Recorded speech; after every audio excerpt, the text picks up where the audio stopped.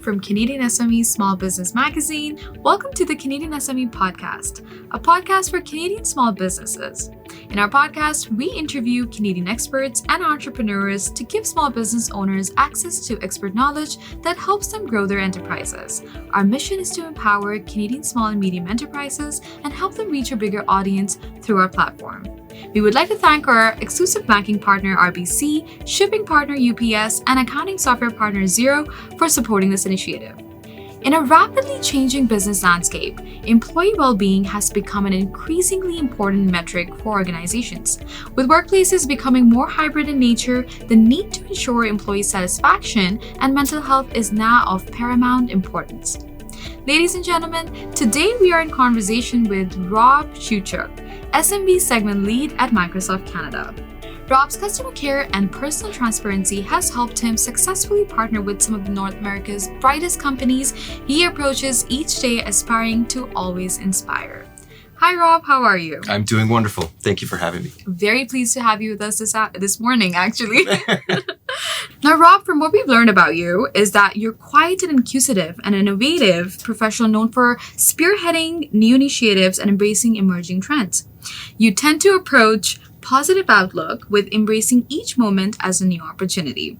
Now, talking about trends and new opportunities, work and life have become increasingly intertwined in the new hybrid work world, creating unique opportunities to ensure holistic employee well-being. Today, we want to discover with you, and we need your help, that how we can promote a positive workplace culture while adapting with ease. Now, Rob, with the growth of technology, how do you think employee well-being will change in workplace? What do you think is the future of work? Yeah, great question. And thanks again for having me this morning. It's a great opportunity to spend some time with you and with many others. And I think it's a great place to start on technology, right? Being a part of Microsoft, you're kind of part of that ecosystem of technological companies that are looking at the advancement of workplace, hybrid work environments, inclusive cultures, and that of employee well-being. So technology has really done the enablement of bringing together people in the hybrid work world. Of course, unfortunately, through the global pandemic, people were sent home, and we didn't have a hybrid work culture. We had a work from home culture that was thrust upon us overnight. And what happened is as we slowly readapt into the workplace and the hybrid work culture, we're finding that people are finding a bit of a challenge in between how do we balance personal care, how do we balance work involvement, and then how do we balance becoming a culture when people are either remote part-time or most of the time or all the time. So technology is here to really embrace the opportunity to create that chasm between both. It's meant to bring people together. Advancements in technology, such as the collaboration tools that we utilize at Microsoft, a product called Teams, is really to bring together both video, obviously interaction, teams in combined different persistent chats, but then new innovative ways to do things like avatars, like digital emojis, that capability to be able just to have a more of a personality through the technology that starts to bring people back together. So I think technology has always been a part of it, but it's evolving, knowing that the hybrid work inclusion workplace is really one that's here to stay. Mm-hmm. Now, the new hybrid work world, it just poses a distinct set of advantages and drawbacks for individuals to consider. Rob, with an increasing number of people working remotely, what are the benefits and challenges of the setting? Yeah, I tell you, it's one that we've struggled with. It's a great question because I think a lot of companies are struggling with that. Part one is if you think back during the pandemic, and every meeting that you had during the day and every interaction was video-based, the time between meetings was about 8 seconds, right? There's a very quick end one, grab your water, move on to the next meeting. And that's about 8 to 10 seconds. As we move into the hybrid space, that meeting time is different. If you're commuting now or partially commuting, you have to take that into account. If you're in one meeting room on one floor and you need to go to the next floor for another meeting room, kind of like in the past, you had 8 to 9 minutes to get between meetings. So one of the things that we're very conscious of is that hybrid community of those that are home, 8 seconds between meetings, those that are in office, 10 minutes between meetings. We need to create that space. And that space is one of the biggest challenges because in that space, what we didn't realize is those are the decompression moments. Those are the time where you can breathe, get ready for the next meeting, refocus your energy, and then go into the next topic. When you have 10 seconds between meetings, that space isn't there. So in the work from home or in the remote space, finding that delicate balance about self-care, about wellness, and making sure that quote unquote travel time is built into your digital travel time.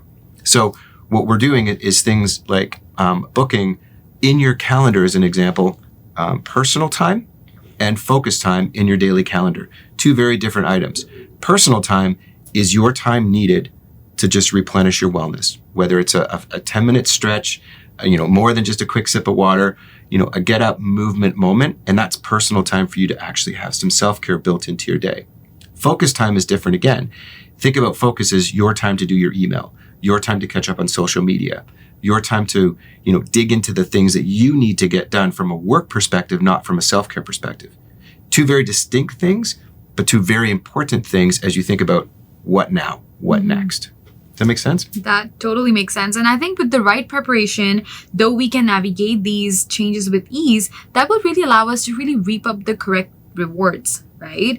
That are unhindered by any potential pitfalls. Yeah. Now, I feel like discovering strategies that help create an optimal balance between these two elements can really lead to an improved outcomes for the organization as a whole. Rob, what strategies have you found most effective in promoting employee productivity and happiness in a hybrid work world? Yeah, it's a great one. It's a great question, and one that we consistently evolve. So I don't know if there's one answer in this world that's changing around us. One, as a leader of a division in the company, one of the things that we've got access to is a tool called Viva. So Microsoft has a product called Microsoft Viva. And what that does is it gives me insight not only to myself in the way that I've worked my week and some insights of who I'm meeting with, my one-on-one time, am I actually working during meetings? It's giving me data-driven insights about my work patterns so I can make adjustments, so that I can be more productive, more inclusive. But as a leader, I also get that from my organization. So I can see, are people taking that time off? Are they taking what we call holistic health days? Are they on vacation? Did they log in and work during their vacation? So I need to understand the work-life and work balance patterns across the organization using data-driven technology. When I have that level of insight, I can then be proactive. And if I can proactively either do things as a leader to say, I will be that leader of evidence, I will take a holistic day off and I won't check in, right? If you need me, come and get me on Teams, but I won't be in meetings. Things like that are proactive technology advancements are allowing us to put productivity advancements back into the people's hands. When you've got people showing up at work, authentic, listened, organized, felt a part of things, inclusive, that's when people are at our best. And when we're at our best, obviously that's the old adage, when people are at the best, the company performs at our best. So really trying to take that into account as we look at how technology not deteriorates us from being a participant, but more advances that participation together. Great insight there. Ladies and gentlemen, we'll take a short break and we'll be right back.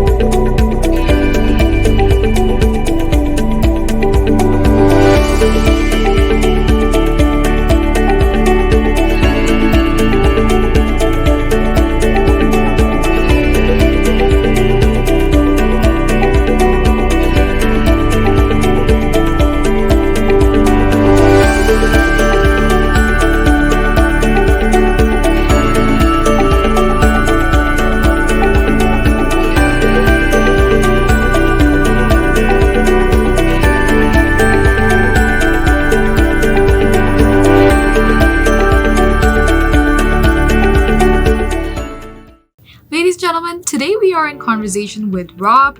Before we went on a break, Rob told the team about ways to increase employee productivity and happiness in a hybrid work environment that is always changing. Now, Rob, as organizations of all sizes try to figure out how to deal with the new normal, small businesses especially have a hard time adapting their workplaces to the constantly changing hybrid work environment. Can you share with our audience, how can small businesses ensure that they are providing the best possible environment for remote employees?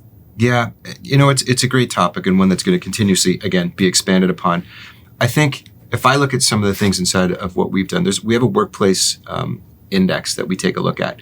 And in our most recent surveys of our own employees, it's a very interesting paradox that came out of it. 70% of the employees said we want the opportunity to be remote work. At the same time, 75% of employees said they want an opportunity to have more interactive capability in being on site. So the paradox is, how do you handle both? So as a small, medium business, and you're attracting talent and you're taking a look at that opportunity, the real thing is choice. I think it comes down to employee choice. If a business is giving opportunities to the employees to choose whether to be remote and whether to be on site, but have both options available, it allows for that personal flexibility, right? It allows for that opportunity for the employee to choose, today, I need to be in the office. I want to be interactive. I need that face-to-face capability. I'd love a whiteboard. I'd love a side chat in the hallway. Right? Those kind of things are really important. But at the same time, there are days where people wake up and the weather isn't great here in Toronto sometimes, right? We'll have that snow day. Or, a child needs to be picked up from school. And that flexible nature without judgment, I think, is a really key part. So you offer choice, and then you offer a lack of judgment. So you want to make sure that employees feel empowered by giving them the choice to have that opportunity to either work from home or work in the office. How do you cultivate that? Again, is by having that inclusive feeling. When someone is remote and you're using a collaborative tool like Teams, you've got that opportunity to do digital hands up and respect the digital hand up when you see someone put their hand up.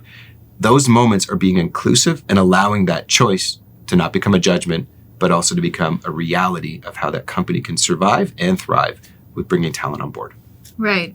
Now, I feel like it's a great opportunity for small businesses as well to really find creative solutions that you listed that foster productivity and collaboration.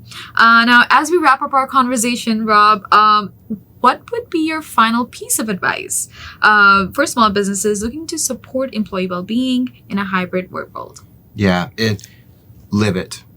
You have to live it from leadership onward, right? You can't pontificate about it and then have a different feeling about it.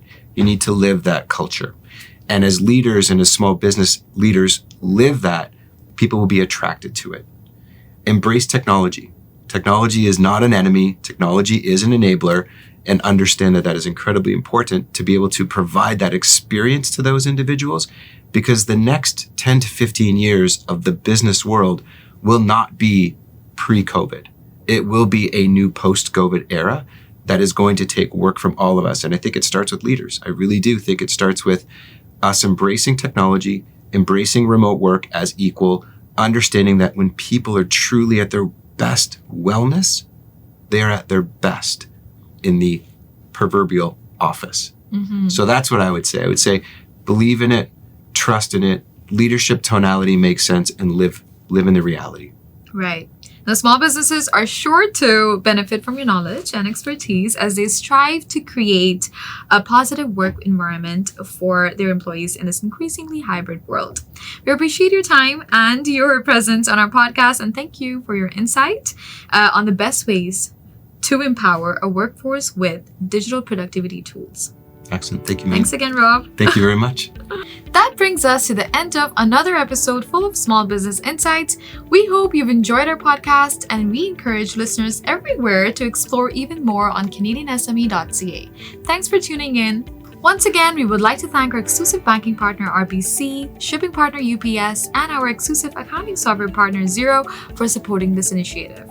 Please share the podcast and feel free to check out the other episodes. Also, do not forget to subscribe to the Canadian SME Small Business Magazine and our Indigenous SME Magazine to stay up to date on all our upcoming events and get the top insights from industry leaders. This is Maheen, your host for the Small Business Podcast.